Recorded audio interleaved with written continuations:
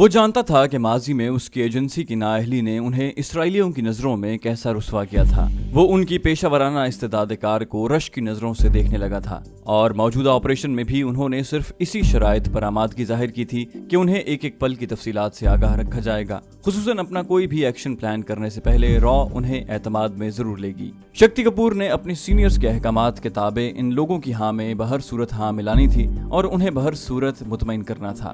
تاریخ کا پہیہ تیزی سے گھوم رہا تھا۔ پاکستان کو دنیا کی نظروں میں گرانے کے لیے انہوں نے آج تک جو کوششیں کی تھیں، اب ان کو ثمر لگنے کا وقت آ گیا تھا۔ انہیں فوراً کچھ کرنا تھا، کوئی بھی ایسا کام جو ان کے دشمن کو دنیا کی نظروں میں گرا سکے، ان کے شیطانی مقاصد کی بجاوری کر سکے۔ سرکار کا دباؤ مسلسل بڑھ رہا تھا۔ ایجنسی کے بڑے بڑے شہ دماغ سر جوڑے دنوں سے یہ معمہ حل کرنے کے لیے کوشاں تھے، جب اچانک شکتی کپور کے شیطانی دماغ نے یہ منصوبہ ان کے سامنے پیش کیا۔ ایک مرتبہ تو وہاں موجود بڑے بڑے شہ دماغ ہل کر رہ گئے تھے، پھر سب اس کی تجویز پر اشش کر اٹھے۔ وزیر داخلہ کو انہوں نے جب تجویز کا بلو پرنٹ پیش کیا تو بے ساختہ اپنی جگہ سے یوں اٹھ کھڑا ہوا جیسے کرسی کے نیچے سپرنگ لگے ہوں۔ وہ مارا، وزیر داخلہ نے فائل پر مکہ مارتے ہوئے کہا۔ ڈی جی نے اس کی طرف استفہامیہ نظروں سے دیکھا۔ سر، اوکے، فوراً عمل کرو، فنڈز کی پرواہ نہ کرنا، کسی منسٹری سے بات کرنے کی ضرورت نہیں، فائنانس منسٹری کو اسپیشل انسٹرکشنز مل جائیں گی، ڈیفنس منسٹری کا سیکرٹ بجٹ تمہارے ڈسپوزل پر ہے اور اگلے 48 گھنٹوں میں تمہاری میٹنگ موساد سے ارینج کروا دی جائے گی۔ وزیر داخلہ نے اتنے زور و شور اور جوش و خروش سے بات کہی تھی کہ اس کے منہ سے تھوک کے چھینٹے فائل پر گر رہے تھے۔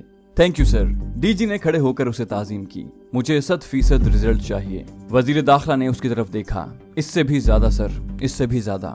ڈائریکٹر جنرل را نے حسب عادت اپنے بائیں بازو کو زور زور سے ہلاتے ہوئے کہا اور سلوٹ مار کر باہر آ گیا۔ اب دیکھوں گا میں انہیں۔ ڈی جی کے باہر نکلتے ہی وزیر داخلہ نے اپنی مونچھوں پر الٹا ہاتھ پھیرتے ہوئے کہا، اس کے چہرے پر پھیلا مکروہ پن پہلے سے دو چند ہو گیا تھا۔ مسٹر شکتی، تم اس آپریشن کی کمانڈ کرو گے۔ ڈی جی نے اگلی شام موساد کے نمائندوں کے ساتھ وزارت خارجہ میں ہونے والی خفیہ گفتگو سے واپس لوٹنے کے بعد شکتی سے کہا، میری خوش قسمتی سر۔ شکتی نے سینہ پھلاتے ہوئے کہا، شکتی کپور، فنڈز کی پرواہ نہ کرنا، میں نے تمہارے سینئرز کو نظر انداز کر کے اس آپریشن کی کمانڈ تمہیں اس لیے دی ہے کہ یہ منصوبہ تم نے پیش کیا ہے اور ادھر کام کرنے کا بھی تمہیں زیادہ تجربہ ہے۔ تم ہائی کمیشن میں 3 سال گزار چکے ہو، لیکن ایک بات یاد رکھنا۔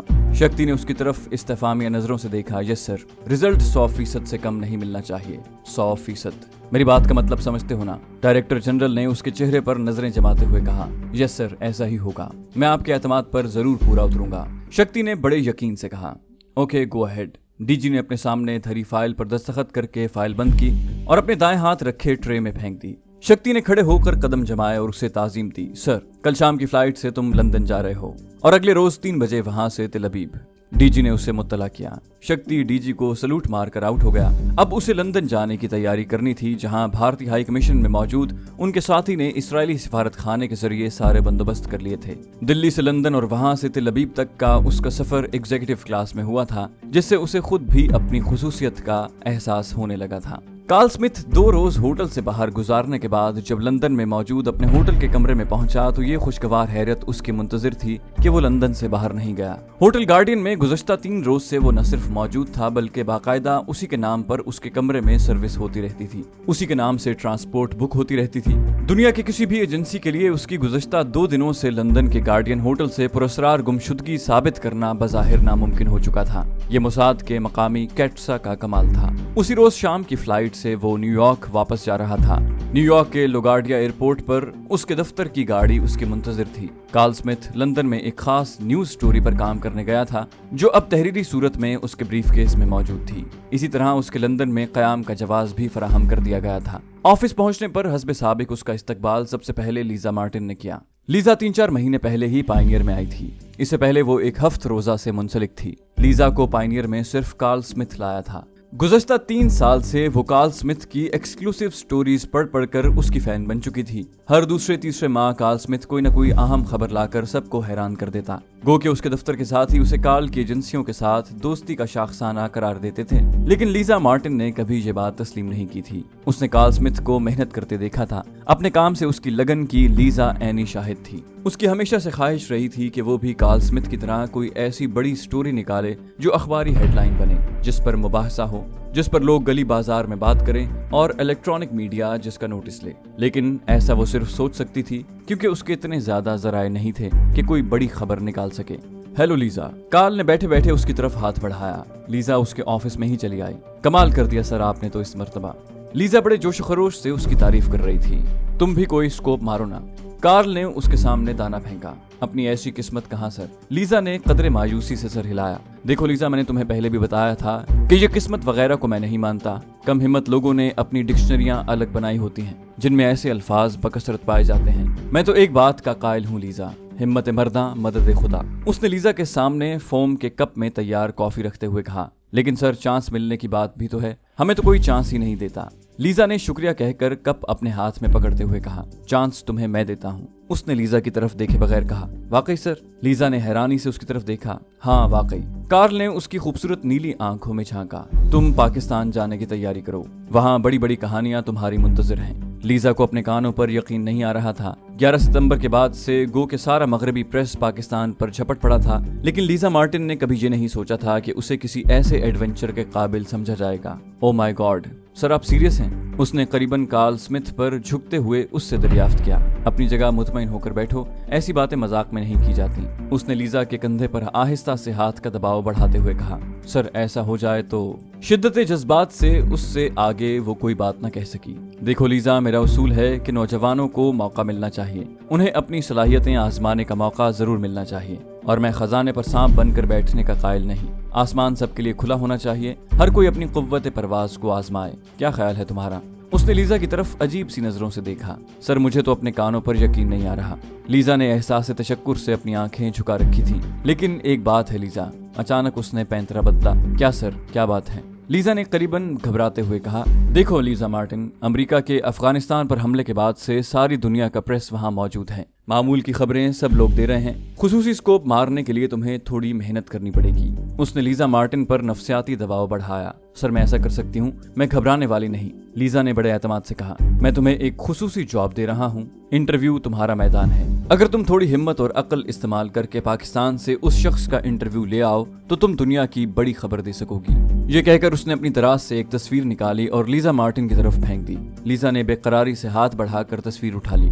यह करीबन 60 साल बारिश आदमी की तस्वीर थी। लंबे कद और शरीर बदन के उस शख्स की आंखों से कुछ ऐसी जहानत टपक रही थी जिसने लीजा को भी मुतासिर कर दिया। कौन है ये? उसने तस्वीर से नजरें उठाए बगैर उससे दरियाफ्त किया। पीरजादा साहब, यही है इसका नाम। इस नाम से मशहूर है ये शख्स। CIA, FBI और MI6 के नजदीक ये मुश्तबा दहशतगर्द हैं। अमेरिका में होने वाले दहशतगर्दों के 2 अहम वाकयात में इसके मुलव्विस होने का शक किया जा रहा है। ये शख्स अमेरिका में रहता था। 10 साल इसने यहाँ तबलीग की और सैकड़ों लोगों को मुसलमान किया। हैरत की बात यह है कि इसके हाथों मुसलमान होने वाले इसके फिदाई बनकर जिंदा रहते हैं। इसके हुक्म पर आंखें बंद करके मौत के कुएं में छलांग लगा सकते हैं। इसकी सरगर्मियां बहुत पुरअसरार हैं। इसे इस बात का इल्म है कि जल्द या बदेर इसे गिरफ्तार कर लिया जाएगा, इसलिए बहुत मोहतात है। दुनिया भर से इसके 9 मुस्लिम मुरीद इसको मिलने जाते हैं और वहां से नया मिशन लेकर यहाँ आ जाते हैं। लंदन, जर्मनी और पेरिस में दहशतगर्दी के वाकयात में इसके मुरीद गिरफ्तार हुए हैं, लेकिन क्या मजाल उन्होंने पीरजादा का नाम मुंह से निकाला हो। एजेंसियों के पास इस बात का सबूत मौजूद है कि गिरफ्तार होने वाले ने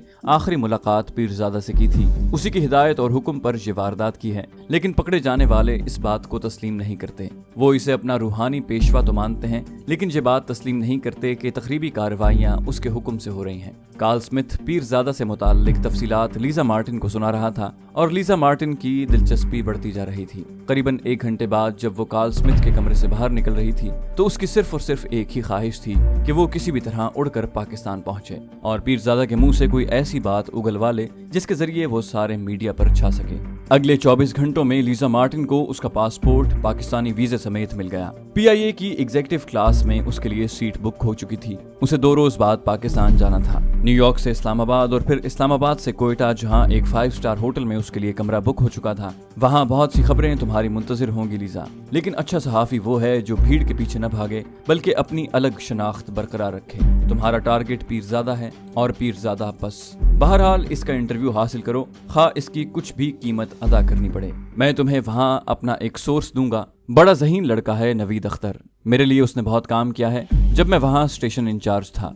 तुम उससे खुलकर हर बात कर सकती हो। उसे एतमाद में लेकर कोई भी बड़ा एडवेंचर कर सकती हो। बहुत वफादार लड़का है, बस उसका जरा ख्याल रखना। उसने दमे रुखसत लीजा मार्टिन को ब्रीफिंग देते हुए कहा। सर आप मुतमईन रहिए और देखते जाएं मैं आपके लिए क्या कुछ कर सकती हूँ। सर ऐसा ब्रेक थ्रू करूंगी कि सब हैरान रह जाएंगे। लीजा ने बड़ी गर्मजोशी का मुजाहरा करते हुए कहा। हाँ वो तो है। कार्ल स्मिथ ने जुमानी बात कहकर खुद ही कहकहा लगाया। लीजा को उसकी बात तो समझ न आई, लेकिन इखलाकन उसने भी दांत निकाल दिए, क्योंकि कार्ल स्मिथ उसका बॉस था और एक अमेरिकन कंपनी की मुलाजिमा को हमेशा ये बात याद रखनी होती थी। ओके तुम तैयारी करो जाने की, wish you all the best. Karl ने उसकी तरफ हाथ बढ़ाया, जिसे लीजा ने गर्मजोशी से थामकर 2-3 मरतबा दबाया और एहसास तशक्कुर से बाहर आ गई, जहां हॉल कमरे में उसके साथ ही उसे मुबारकबाद दे रहे थे। उनके लिए ये बात बड़ी हैरानकुन थी कि इतने जूनियर सहाफी होने के नाते उसे आखिर किस तरह इतनी अहम रिपोर्टिंग की इजाजत मिल गई। तुम्हें इसकी असल क्वालिफिकेशन का तो इल्म ही नहीं। स्मार्था ने बड़े जले कटे लहजे में फिक्रा उछाला। मुझे तुमसे हमदर्दी है मिस स्मार्था, लेकिन टैलेंट बहरहाल अपनी अहमियत मनवा कर रहता है। बूढ़े जॉन हॉक ने तंज किया। जी हाँ, अगर टैलेंट यहूदी भी हो तो क्या कहने। स्मार्था भी जली भुनी बैठी थी। यहूदी तो मैं भी हूँ डार्लिंग, अपनी अपनी किस्मत की बात है। ढलती उम्र की एडिटर इंचार्ज एशली ने ठंडी आह भरते हुए कहा। लेकिन आप में लीजा जैसी गर्मजोशी बाकी नहीं रही मैडम। बूढ़े जॉन हॉक की बात पर सबने कहकहा लगाया। जैक्सन हाइडआउट पर आसिफ शाह की आमद कोई ऐसा गैर मामूली वाकया नहीं था। उसका आना जाना जहां लगा ही रहता था। खुसूसन यहाँ का गुजराती रेस्टोरेंट उसका पसंदीदा होटल था, जहाँ के गुजराती और मद्रासी खाने आसिफ शाह को खासे मरगूब थे। डोसा मसाला। उसने काउंटर के करीब खड़े होकर अपने खुसूसी वेटर से कहा और वहाँ मौजूद शिनासा चेहरों से बारी बारी हाथ मिलाता बिलाखिर कोने की मेज पर जाकर बैठ गया। एन इन लम्हात में जब वो गुजराती होटल में दाखिल हुआ, एक मकामी काले ने अपने मोबाइल फोन से उसकी आमद और होटल में मौजूदगी का पैगाम आगे पहुंचा दिया था। FBI का ये मुखबर गुज़श्ता 15 रोज से आसिफ शाह के साथ साए की तरह चिपका हुआ था और उसकी सारा दिन की सरगर्मियां तफसील के साथ FBI के कंप्यूटर को नोट करवा रहा था। आसिफ शाह से मुताल्लिक FBI को पक्का यकीन था कि पाकिस्तान में मौजूद पीरजादा से उसका गहरा ताल्लुक है और अमेरिका से पीरजादा के लिए जो फंडिंग होती है उसका एक अहम जरिया आसिफ शाह ही है। लेकिन FBI यकीन की हद तक कायम करदा इस मफरूजे का अभी तक कोई सबूत हासिल नहीं कर सकी थी। उन्होंने आसिफ शाह की मामूल की निगरानी की थी और कभी खातिर खा नताइज बरामद न कर सके। 11 सितंबर के बाद से सूरत हाल में अचानक जो शिद्दत पैदा हो गई थी, उसने FBI को माजी के तमाम भूले सबक याद दिला दिए थे। आसिफ शाह की 6-7 माह पहले बंद हो जाने वाली फाइल दोबारा खुल गई और अमेरिका में मौजूद दीगर हजारों मुश्तबा पाकिस्तानियों की तरह FBI ने उसके गिर्द भी मुखबरों का जाल फैला दिया। FBI के मकामी बॉस ने इस सिलसिले में जो पॉलिसी इख्तियार कर रखी थी, उसमें नाकामी के चांसेस बहुत कम थे। उसका कहना था कि मुश्तबा शख्स पर मुसलसल नजर रखो, उसे अपनी नजरों से ओझल न होने दो। मुल्जिम कितना भी चालाक हो, कभी न कभी वो कोई ऐसी गलती जरूर करता है जिससे उसकी असलियत बेनकाब हो जाए। और आज आसिफ शाह ने भी इत्तेफाक से वही गलती दोहराई थी। इस बात का तो उसे इल्म था कि उसके घर और ऑफिस के फोन बग हो रहे हैं, लेकिन ये गुमान उसे नहीं था कि न्यूयॉर्क के तमाम ऐसे फोन बूथ जहां पाकिस्तानियों की आमद मुतवक्के हो, उन पर FBI की नजर है। उसने खाने से फारिग होकर पे कार्ड के जरिए गुजराती होटल में नस्ब फोन बूथ से इंटरनेशनल कॉल मिलाई। पाकिस्तान में ये कॉल किसी मलिक साहब ने मौसूल की और आसिफ शाह ने भी अपने असली नाम की बजाय चौधरी के नाम से बात की। दोनों ने एक दूसरे की खैरियत दरियाफ्त की, कारोबार से मुताल्लिक मालूमात का तबादला किया और चौधरी ने मलिक साहब से वादा किया था कि अगले 2 रोज में वो रकम उन तक पहुंचा देगा। फोन बंद करने पर वो दोबारा होटल के काउंटर पर आया। अपने क्रेडिट कार्ड से उसने बिल अदा किया और अपनी राह ली। अगले 2 रोज बाद उसने मामूल के मुताबिक मकामी मार्केट में हुंडी का कारोबार करने वाले मकामी एजेंट के जरिए रकम मलिक साहब तक पहुंचा दी। दूसरे रोज आसिफ शाह अपने घर से मामूल के मुताबिक ऑफिस जाने के लिए रवाना हुआ और उस पार्किंग लॉट तक पहुंचा जहां वो गाड़ी खड़ी करता था। अभी उसने गाड़ी के दरवाजे की तरफ बमुश्किल हाथ ही बढ़ाया था जब अचानक उसके नजदीक एक कार के पहिए जोरदार आवाज से चरचराए और 2 लंबे तड़ंगे नौजवान अगले दरवाजों से बाहर निकलकर उसकी तरफ बढ़े। FBI। दोनों ने अपने खुसूसी कार्ड उसकी आंखों के सामने लहराते हुए अपना तारुफ करवाया। Yes sir. आसिफ शाह ने खुद को नॉर्मल कर रखा था। मिस्टर शाह, आपको हमारे साथ जाना है। FBI मार्शल ने उसे हुक्म सुनाया। लेकिन क्यों? आसिफ शाह ने बजाहिर हैरानगी से पूछा। अभी हम नहीं बता सकते। उसी मार्शल ने बड़े सर्द लहजे में पिस्तौल उसके मुंह के सामने लहराते हुए कहा। आम हालात में शायद आसिफ शाह इस सूरत हाल को बर्दाश्त न करता और उसे खरी खरी सुना भी देता, लेकिन 11 सितंबर के बाद से यहाँ पाकिस्तानियों की पुलिस और FBI के हाथों जो दुर्गत बन रही थी, उसका तकाजा यही था कि वो चुपचाप उनके साथ चला जाए। उसने अब तक ऐसे दर्जनों पाकिस्तानी अमेरिकन की कहानियां सुन ली थी जिन्होंने अपना कानूनी استحقاق جتانا چاہا۔ جواب میں پولیس اور FBI نے ان کی اچھی خاصی ٹھکائی کرنے کے بعد انہیں اٹھا کر اپنی گاڑی میں پھینکا اور چل دیے۔ آصف شاہ کو پاکستان سے آئے 12 سال ہو رہے تھے۔ وہ پاکستان سے امریکہ پاکستانی پولیس کے ظلم و تشدد اور انتقامی کارروائیوں کے شکار ہونے کے بعد غیر قانونی طریقے سے بھاگ کر آیا تھا، اور امریکہ میں 5-6 سال تک اس کا موضوع سخن عموماً پاکستانی پولیس ہی رہا کرتی تھی۔ لیکن جہاں گزشتہ چند روز سے جو سلوک خصوصاً پاکستانیوں کے ساتھ ہو رہا تھا، اس کے بعد سے اسے امریکیوں کے مقابلے میں پاکستانی پولیس فرشتہ دکھائی دیتی تھی۔ احتجاج کا ایک لفظ اپنے منہ سے نکالے بغیر وہ چپ چاپ FBI والوں کی کار کی پچھلی سیٹ پر بیٹھ گیا، اور اگلے 15 منٹ بعد وہ FBI کے مقامی آفس میں ملزموں کی طرح ایک کرسی پر سر جھکائے بیٹھا تھا۔ اس کے سامنے وہ دونوں پولیس مارشل موجود تھے جو اسے یہاں تک لائے تھے۔ دونوں کے درمیان ایک لکڑی کی بھاری میز بھی دھری تھی، لیکن نہ جانے کیوں آصف شاہ کو یوں محسوس ہو رہا تھا جیسے ابھی یہ لکڑی کی میز دونوں کے درمیان سے ہٹے گی اور FBI کے یہ مارشل اسے اپنی ٹھوکروں پر رکھ لیں گے۔ ان کی آنکھوں سے چھانکتی نفرت اور زہر اگلتی زبانوں کا قہر کوڑوں کی طرح آصف شاہ کے دماغ پر برس رہا تھا۔ اسے جانتے ہو مسٹر شاہ؟ مارشل نے پیرزادہ کی ایک تصویر اس کی آنکھ کے سامنے لہراتے ہوئے کہا۔ ہاں، آصف شاہ کے لیے جھوٹ بولنا ممکن نہیں تھا۔ کیسے؟ اگلا سوال خاصے تلخ لہجے میں کیا گیا، ایک دینی رہنما کی حیثیت سے۔ اس کی تصویر اخبارات میں چھپتی رہتی ہے اور پاکستان میں اس کی شہرت ایک پیر کی سی ہے۔ آصف شاہ نے بظاہر چالاکی دکھائی، اس سے زیادہ نہیں؟ دوسرے مارشل نے طنزیہ لہجے میں کہا۔ نہیں، آصف نے قدرے سنبھل کر کہا۔ پیرزادہ سے تمہاری کوئی ڈیلنگ تو نہیں رہی نا؟ نہیں، کبھی نہیں، آصف نے اصرار کیا۔ مسٹر شاہ، میں نے تمہیں شروع میں ہی کہہ دیا تھا کہ جھوٹ نہ بولنا، اس طرح تم بچ سکو گے، لیکن جو لگتا ہے گھی سیدھی انگلیوں سے نہیں نکلے گا۔ مارشل کو غصہ آنے لگا۔ دیکھو مسٹر، مجھے جھوٹ بولنے کی کوئی ضرورت نہیں۔ آصف کو تو یقین تھا کہ اس نے کوئی ایسی غلطی یا بے احتیاطی نہیں کی جس کی وجہ سے اس کا پیرزادہ سے کوئی تعلق ظاہر ہو۔ تم جھوٹ بول رہے ہو مسٹر شاہ۔ نہ صرف تمہارا اس سے تعلق ہے بلکہ تم اسے ہنڈی کے ذریعے ڈرگ منی بھیجتے ہو اور جعلی نام اور شناخت کے ساتھ یہ سب غیر قانونی کام کر رہے ہو۔ مارشل نے اسے پھاڑ کھانے والے لہجے میں اپنی کرسی سے کھڑے ہو کر کہا۔ دونوں کے درمیان میز موجود تھی، لیکن غصے سے اس کے منہ سے جو شعلے نکل رہے تھے ان کی تپش آصف شاہ کو اپنے چہرے پر محسوس ہو رہی تھی۔ کیا ڈرگ منی؟ میں سمجھا نہیں۔ آصف شاہ واقعی گڑبڑا گیا۔ ابھی سمجھ جاؤ گے، دوسرے مارشل نے کہا اور ایک ٹیپ کا سوئچ آن کر دیا۔ اس میں موجود کیسٹ پر اسی گفتگو کی ریکارڈنگ موجود تھی جو اس نے گجراتی ہوٹل سے کی تھی۔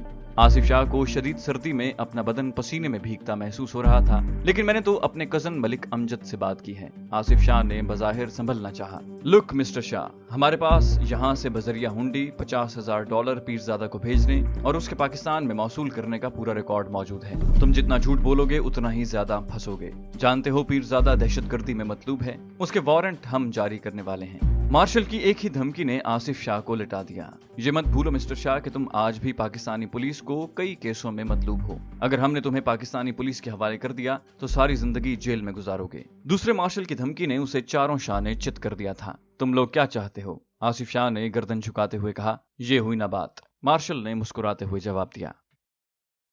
تو دوستو، یہ تھی ہماری آج کی ایپیسوڈ۔ امید کرتے ہیں آپ کو ہماری ویڈیو پسند آئی ہوگی۔ جانے سے پہلے آپ سے صرف اتنی گزارش کریں گے کہ اگر آپ ہماری ویڈیو پسند کرتے ہیں تو اس چینل کو سبسکرائب کر دیجئے اور ساتھ میں بیل آئیکن دبا کر آل نوٹیفیکیشنز آن کر دیں تاکہ آپ کو ساری ویڈیوز فوراً ملتی رہیں۔ اور اگر آپ یہ بھی نہ کرنا چاہیں تو ایٹ لیسٹ ویڈیو کو لائک ضرور کر دیجئے۔ اگلی ویڈیو تک کے لیے اجازت دیجئے۔ اپنا اور اپنے وطن کا خیال رکھیے۔ اللہ حافظ۔